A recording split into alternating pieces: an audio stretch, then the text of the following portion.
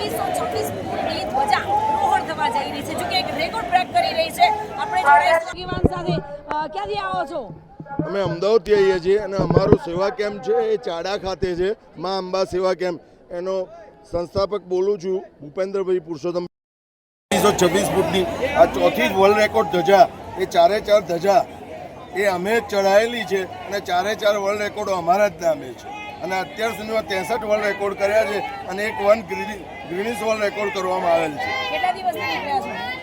અમે લોકો 4 દિવસ સેવા કેમ્પ કર્યો છે અને એ પછી અમે લોકો અમારા કેમ્પથી ઘરે જઈ અને અમદાવાદથી અમે આ ધજા લઈને આવ્યા છે અને માતાજીને સમર્પિત કરી રહ્યા છે. અરે આ વાતાવરણ પૂછી જ ના શકાય. આ ધાર્મિક વાતાવરણની અંદર આ જ મોજ કરો. 2015માં એ કરી હતી તો પછી સેકન્ડ ટાઈમ 2025માં અમે કરી રહ્યા છીએ.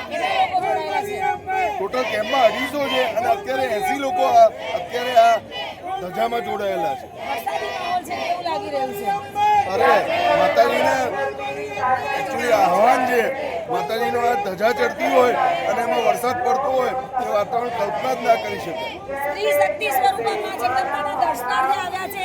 આપણે પણ એક મહિલા સાથે વાત કરીશું. કેવું અનુભવી રહ્યા છો? અવિસ્મરણીય, અવર્ણનીય.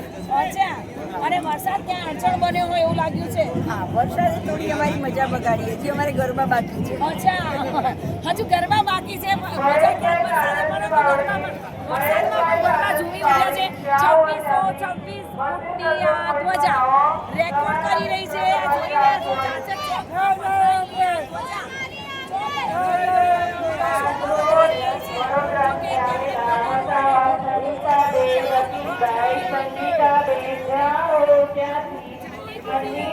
કંટ્રોલ પોઈન્ટ પાસે રવિભાઈ સવારિયા જોઈ રહ્યા છે.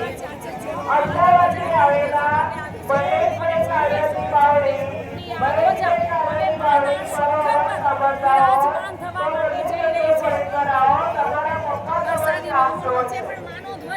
લહેરાઈ રહ્યો છે. એક બાદ એક ધ્વજા હવે શિખર પર ચડી રહી છે અને ધ્વજારોહણ થઈ રહ્યું છે.